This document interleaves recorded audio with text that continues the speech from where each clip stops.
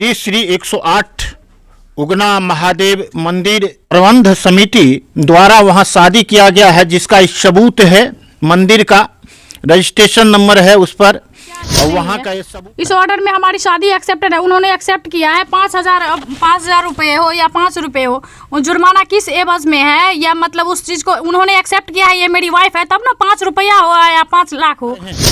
उनकी शादी कैसे हुआ, दुल्हा दुल्हन कैसे बने और कहां पर हुआ, सारा चीज का सबूत के साथ मैं अपने चैनल के माध्यम से दिखाना चाहता हूं। समिति द्वारा वहां शादी किया गया है, जिसका सबूत है मंदिर का रजिस्ट्रेशन नंबर है उस पर, और वहां का ये सबूत है, आपको हम कैमरा में दिखा रहे हैं, जो उनके द्वारा मेरे समक्ष दिया जा रहा है।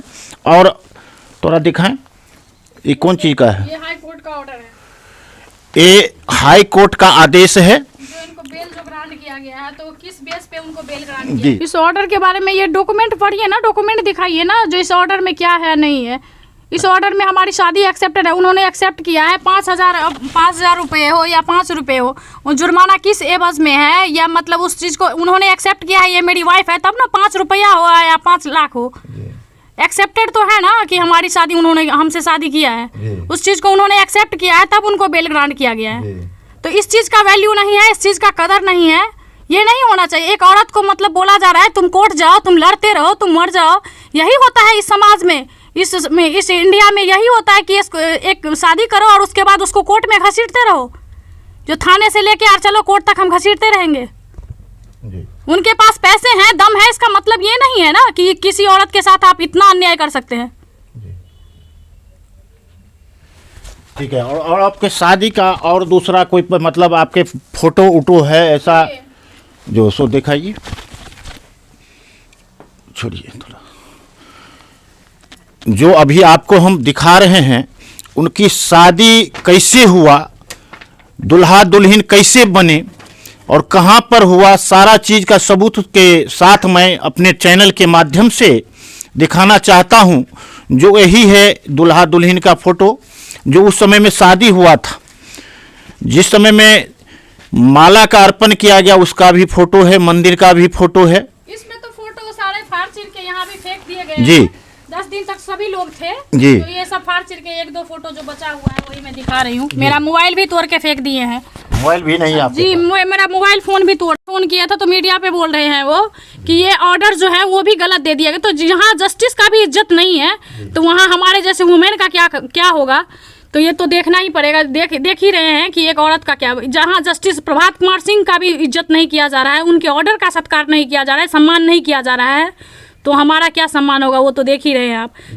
आज लगभग 9 तारीख को मैं आई हूँ, यहाँ पे ताला लगा हुआ है घर में, हर चीज़ लॉक है।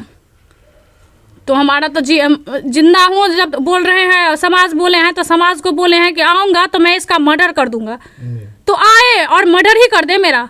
लेकिन मर्डर मेरा हस्बैंड करे, कोई और आदमी आके मुझे डराता है, धमकाता है, मारता है, पीटता है, ये नहीं होना चाहिए। ये सब चीज़ नहीं होना चाहिए। मैं शादी कर ली हूँ और मैं इस मिथिला की बेटी हूँ, तो हमारे लिए एक रिश्ता बहुत वो है कि पवित्र, बहुत पवित्र रिश्ता। हमने तो भगवान को, महादेव को साक्षी मान के हमने शादी की। तो हमारे लिए मौत यहाँ होगी, जिंदा रहूँगी तो मैं यहाँ रहूँगी, और मौत होगी तो मेरी यहाँ होगी। मैं उनके हाथ से मर भी जाऊँगी, मर्डर भी कर देंगे ना, तो मुझे स्वर्ग मिल जाएगी। जी।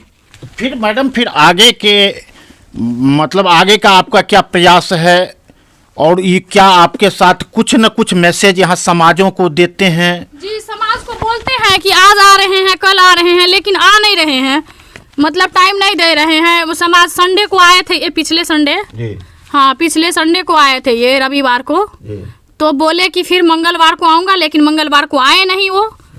तो ऐसे करके वो टाइम वो कर रहे हैं, समाज बुला रहे हैं, सभी समाज ने, हम तो दरवाजे पे बैठे थे कम से कम 11-12 रोज तक। तो फिर हमारे ससुराल के भी, मायके भी, सभी समाज आके तब हमको अंदर बोले हैं कि आप अंदर में रहिए। तो हम इस समाज को देख के, इस ताले को, या जो भी कुछ है, समाज का इज्जत करके मैं इस ताले को छू नहीं रही हूँ। टच नहीं कर रही जी। हूँ, मैं जैसे तैसे अपने जीवन को व्यतीत कर रही हूँ जी। फिर वो आश्वासन तो कुछ आपको मोबाइल पर जैसे बातचीत होता है? हमारी उनसे डायरेक्ट हमारी कोई बात नहीं हो रही है जी। समाज के द्वारा ही हमें कुछ कुछ मैसेज कभी आ जाते हैं, नहीं तो ऐसे मेरे डायरेक्ट फ़ोन से बात नहीं होती है। हमारे नंबर को ब्लॉक कर दिए हैं, अभी फिलहाल हमारी कोई बात उत नहीं हो रही है जी। आपके मायके से क्या कोई ऐसा रिपोर्ट?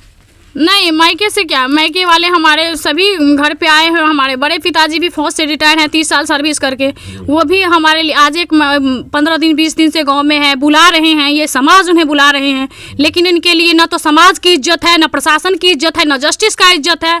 तो अब किस पे बैठी हुई हूँ, हर चीज़ को संघर्ष करके 3 साल 2.5 साल बहुत होता है, 2.5 दिन भी किसी का कोई इंतज़ार नहीं करता है। तो लेकिन मैं तो शादी कर ली हूँ और मैं मिथिला की बेटी हूँ, मैं कहीं और की बेटी नहीं हूँ, मैं इस मिथिला की बेटी हूँ। मुझे इस मिट्टी में जीना है और इस मिट्टी में मर जाना है। अगर मौत भी हो जाए मेरे हस्बैंड के हाथ से, मैं मरने के लिए भी तैयार हूँ। वो आए और मेरा मर्डर कर दे, मैं मरने के लिए तैयार हूँ, लेकिन कोई और इंसान से मुझे तकलीफ ना पहुँचे, ये मैं सभी से विनती करती हूँ। शासन प्रशासन समाज हर से सभी से हाथ जोड़ के नम्र निवेदन करती हूँ कि किसी और से मुझे प्रताड़ित न किया जाए। मेरे पति हैं वो, उन्हें अधिकार मिला हुआ है, वो मुझे मार दे तो ये मुझे मंजूर है। जहाँ पर हम पिरही गांव में उपस्थित हैं अभी, मेरा शुभ नाम हुआ सोनम मिश्रा।